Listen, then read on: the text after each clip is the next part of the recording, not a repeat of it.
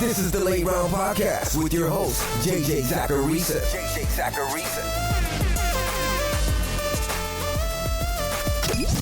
What's up, everyone? It's JJ Zacharisa, and this is episode 613 of the Late Round Fantasy Football Podcast, sponsored by FanDuel. Thanks for tuning in. As I've been mentioning, where I get mailbag questions, it's a little bit different now. I've got a Late Round Fantasy Football Patreon page where each week I ask patrons for questions. And those questions get first priority. And judging by this week's show, my guess is that the majority of mailbag episodes are going to be filled with those questions each week. The questions from Patreon. You can still email me questions at podcast@lateround.com, but if you're trying to get a mailbag question on here, your best bet is Patreon. And every now and again, I may go to Twitter and ask for questions there. But today, it's actually all Patreon. Now, before getting into those questions, I wanted to let you know that FanDuel is bringing Super Bowl Bingo to your Super Bowl party. And it doesn't matter if you're watching the game with hardcore fans or someone who's just there to watch the commercials. Super Bowl Bingo is perfect for everyone, and it's absolutely free to play. Here's how it works. You can get your free card now at FanDuel.com or on the FanDuel app. Then on game day, as Super Bowl and pop culture moments on your card happen, your squares fill up automatically. And if you get 5 squares in a row, all you have to do is press bingo to win a share of $100,000 in prizes. FanDuel is the exclusive home for Super Bowl Bingo. Grab your free card now so you're all set for game day. Opt into FanDuel's Super Bowl Bingo contest today. FanDuel, an official partner of the NFL and Super Bowl 56. Eligibility restrictions apply. Go to FanDuel.com or download the FanDuel app for more details. The first question this week, again, it's from Patreon. It's from Press Your Andrew Luck. Howdy, JJ. Are you hesitant to make big trades in Dynasty before the NFL draft or free agency because of possible sharp value changes? I'm not, because it works both ways. I think a lot of people think with this mentality, that they're hesitant to really do anything until they have more information. They're afraid that they'll make a deal and the players that they receive all of a sudden are in worse situations. Or the players they give up end up seeing a rise in value. One of those two things. But the opposite can happen too. As humans, we just focus so much on the negatives and we play it safe. Now, the other point to make here is that you can still put in research to have an edge when it comes to free agency and the draft. Last year on this show, I talked about Jacksonville drafting a running back early, despite having James Robinson. And obviously, Robinson's value in Dynasty took a massive hit after they drafted Travis Etienne. I talked about the Falcons and how the Falcons might not get an early round running back, and how Mike Davis would benefit. And yeah, Mike Davis didn't do that much in fantasy football this past year, but his Dynasty value did increase pre and post draft. Now, I'm not saying those things to say, look at how amazingly smart I am. I'm saying those things as receipts. That we can look at these situations and scenarios, and yeah, we won't have a 100% hit rate, but we can analyze these situations better than our league mates, and then we can find an edge.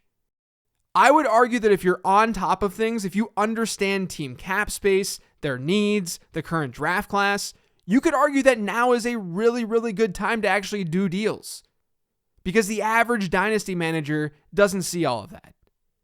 Now's the time where you can get massive values before the masses catch on. This next question is from me, Jack Burton. Hi, JJ. Is Justin Jefferson potentially losing Cousins the end of his top tier ranking? Could getting a lesser quarterback hyper-targeting him even things out? Look, I think Kirk Cousins is a fine quarterback. I think he takes a lot of junk from people for his on-field performance when he's really not nearly as bad as people think. But Kirk Cousins is not making Justin Jefferson. Justin Jefferson is making Justin Jefferson. Not only that, but you could argue that there's room for growth for Jefferson's target share, which would combat any sort of dip in effectiveness in that offense with a quarterback change. During Jefferson's rookie year, he was insanely efficient per target, and he finished with less than a 26% target share. Now, don't get me wrong, that's a really, really good share, especially for a rookie. But considering he was averaging over 11 yards per target, you could have made the argument that the Vikings should have utilized him even more. This past year, that target share was just under 29%. For an elite wide receiver, which Justin Jefferson is, I mean, Jefferson may be the best wide receiver through 2 seasons of all time. But for an elite wide receiver, that's not an abnormal target share at all. That's a very normal target share. In an ideal world, we want our wide receivers to be paired with good quarterbacks. And I think Cousins is good. And sure, in the very short term, there's a little bit of variance with Jefferson. Like if the Vikings end up relying on a rookie or something. We know that's not good for pass catchers when that quarterback is a rookie. But at the core, we want good players in fantasy football. It's that simple. How you find those players, there's a lot of different approaches. By now, a lot of you know my approach. But that's especially true at wide receiver where talent matters more than at running back. And Justin Jefferson is not just good, but he's historically great. This next question is from Jeremy. It says, "Hey JJ, first timer here. Was curious about your thoughts on tight ends for 2022, specifically for tight end premium. The top guys seem to go too high. The higher end / middle round guys don't even seem better than the wide receivers in the same area. I find myself gravitating toward a late round tight end approach, grabbing 2 to 3 tight ends to stream. Any late tight end guys you find yourself taking or going after for 2022? So honestly, I haven't done enough research specifically for 2022 to sit on this show right now and say, this is my late round tight end. There's just been a lot going on, as I'm sure you guys can understand. But I do want to say this. Generally speaking, people tend to make too big of a deal when it comes to scoring changes in their league than they do positional changes. Tight end premium definitely makes tight ends more important to some degree. You can see that reflected in a lot of high stakes leagues and where tight ends get drafted in those leagues. And over the last 3 or 4 years, we've seen pretty good predictability at the position when looking at preseason expectation versus postseason result. Meaning the tight ends who we think are going to be elite, they end up finishing at the top of their position. That's been one of the pro arguments for early round tight ends. And by early round tight ends, I'm referring to getting like the Travis Kelce's of the world in round 1 or round 2. I understand going that route more than I do going the middle round tight end route. Because historically, middle round tight ends have sucked. I talked through that on episode 528 from last summer. But over the last decade, there hasn't been any real difference between middle round tight ends and late round tight ends. And if you're in a tight end premium league, that doesn't really change that notion. Because you're still starting one tight end. Because late round tight ends often emerge, and because middle round tight ends often flop, there's just no real reason to go after most middle round tight ends. There are times where it's okay, and I lay that out in episode 528. But it's a dead zone for the position. So you either go big and you get a Travis Kelce or one of those elite tight ends, or you just wait and wait and wait. And I would argue that you should also do that in a tight end premium format. Fade the Tyler Higbees of 2021 of the world. And utilize the criteria that I talked about on that episode to find a late round gem if you're not interested in going with an early round tight end. I think what you're asking in this question, your intuition is right. You say that the opportunity cost just isn't worth it with those middle round tight ends, and that's correct. There's data that backs that up. And my approach does not change in tight end premium with regards to those middle round tight ends. In fact, I'd argue it calls for even more of an early round tight end or no investment in tight end at all strategy. Because in tight end premium, you'll see a rise in average draft position among tight ends, just in general. Which means those middle round tight ends, those guys that we generally fade, they're now being drafted among better wide receivers and better running backs. So the opportunity cost in getting one of those tight ends all of a sudden is higher. And you're getting players in that range that just don't have good hit rates. So hopefully that answers your question at least a little bit. A lot of the ideas from that breakout tight end episode, I think they can help with situations like this one. This next question is from Jeremy. It says, how are you handling Calvin Ridley if you have him in Dynasty? Are you holding? What kind of return would you need to move him? I think you have to ask yourself a very basic question with Calvin Ridley. Do you think he's going to retire? If the answer to that is no, then you should probably lean buy for Calvin Ridley. Now, I have him ranked around the market in terms of just positional rankings, but I skew wide receiver heavy with my rankings. And I care a little bit more than most about youth and appreciation of assets. It just seems like if Calvin Ridley would have had like a wide receiver 2 season this year, even a lower end one, instead of sitting out most of the season, he would be ranked like 10 spots higher in overall ranking than where he's currently being ranked. There are a lot of scenarios where I'd be more than willing to trade for Calvin Ridley. I understand he's already 27 when it feels like he should be like 25. But he's a proven producer who could see a positive change in scenery. Like I said earlier, we should want to buy good players, especially at a talent-driven position like wide receiver. And Ridley is that. It's hard to dispute that fact, that Calvin Ridley's a good wide receiver. If I have Calvin Ridley, I'm holding, because I don't think the market is totally right with him right now. This next question is from Miles. It says, how are you valuing Zeke given an injury-marred season and Pollard playing well?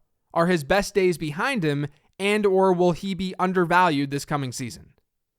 The time to sell Zeke was likely last year. I bought into him in redraft, but I sold my 2 dynasty shares that I had when he was producing at a true RB1 level. Now, I thought when Zeke was healthy this past year, I thought he looked great. And I almost feel like I'm on an island with that take. Even though Pollard is more explosive and he had insanely good efficiency numbers, especially to start the year, Elliott did too. They were a great 1-2 punch when Ezekiel Elliott was healthy. So I missed out on some production in Dynasty after trading him. But I think it was the right move overall, because when running backs inch closer to being 27 years old, it starts to get scary. And Zeke is going to be there this season. The Cowboys have to deal with his contract situation, but the fact that Pollard has been effective and that he still has another season there, if Zeke slips and has even more of a split backfield, that's going to turn off any other team or even the Cowboys with Zeke's future. But not only that, at that point in time after this season, Elliott's going to be 28 years old and Tony Pollard is going to be a free agent. So he's just getting up there in age, and that's a little bit scary. I'm lower than the consensus on Zeke in my rankings. I'm down to flip him right now. But keep in mind that there's definitely a perception out there that he's just no longer good because of how he finished the season. So you need to find a trading partner who's willing to buy into the injury idea. If they don't buy into that, you may have to wait and hope that Zeke produces early in 2022 so you can then maximize his value. That's just a little bit riskier of a route to take.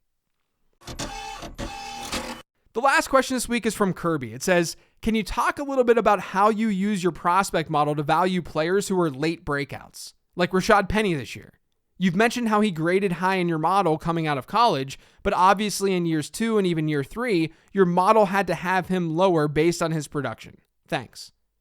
So just so everyone's on the same page, I don't consider projections as a model. When I talk about my models, I'm not referring to my projections. The projections I build are for the upcoming season only. The models I have are the prospect model that I utilize for players coming out of college, and then the year 2 model that I recently built. The year 2 model looks at how a player performed as a rookie and adds in his prospect score to help us predict how that player is going to do in years 2 and 3. The prospect model looks to predict how well a player performs in years 1, 2, and 3. The year 2 model, like I just said, it's only looking at years 2 and 3. So the models I'm working with are only concerned with the first 3 years of a player's career. That means they're not predicting what someone might do in year 4, 5, 6, or 7. Now, obviously, there's an insane correlation between how well a player does early in his career versus how well he does late in his career. That's part of the reason why I don't take things further. That, and we care about appreciation of our assets in Dynasty. We want players to do well right away or in the short term. So the bottom line is that I just reference my prospect model for later breakouts because I'm interested in seeing if there was any sort of backbone for that player to begin with. We have to remember that late breakouts, like real, genuine breakouts, not just one-off seasons of strong production, they're rare. Like really rare. We don't really see them happen often at all. And to be honest with you, because they're so rare, I haven't sat down to try to solve the late breakout equation.